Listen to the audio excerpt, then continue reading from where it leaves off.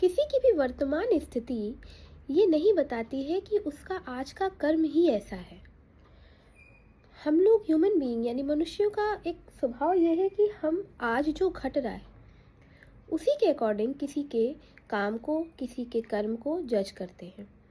Suppose आज मैं बहुत दुखी हूँ या मेरे पास सब कुछ करते हुए भी, सारी चीज़ों को फॉलो करते हुए, नियम धर्म कर्म फॉलो करते हुए भी मेरे पास वो सारी चीज़ें नहीं हैं जो शायद एक अधर्मी व्यक्ति के पास होंगी या जो कुछ नहीं मानता।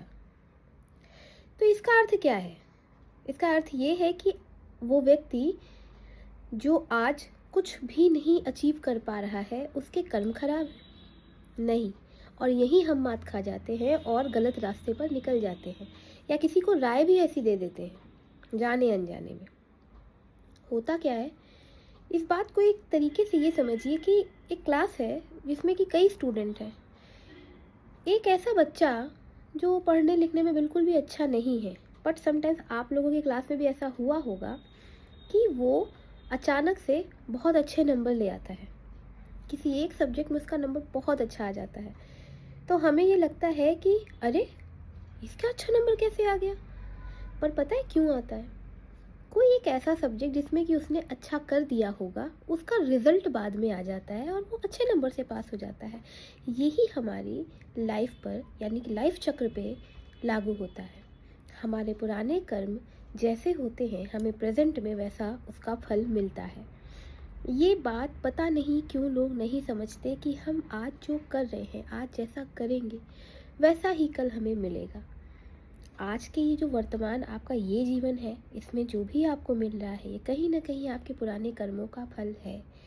अब आप जो नया अच्छा कर्म कर रहे हैं उसका फल भी आपको भविष्य में, और अगला जन्म क्यों, हो सकता है अगले 10 दिन में मिल जाए, क्योंकि अच्छे कर्म के फल मिलके ही रहते हैं।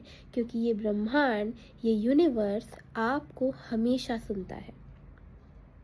इस दुनिया में कुछ नहीं रहता, लेकिन आवाज़, आपके बोले हुए शब्द हमेशा रिमेन करते हैं। इसलिए जब भी कुछ बोलिए, जब भी कुछ कहिए, सोच समझ के कहिए, क्योंकि आज नहीं तो कल वो आपके तरफ रिवर्ट होके, पलट के ज़रूर आता है। अब अगर टॉपिक पे आ जाए कि आज यदि कोई दुखी है, कोई परेशान है, तो इसका मतलब ये नहीं कि वो धर्म कर्म कर रहा है इसलिए ऐसा है। उसके पुराने कुछ ऐसे कर्म थे जिसका उसे परिणाम मिल रहा है, और अब जो वो कर्म कर रहा है, एक दिन यही कर्म उसे फर्श से अर्श पर बैठाएंगे।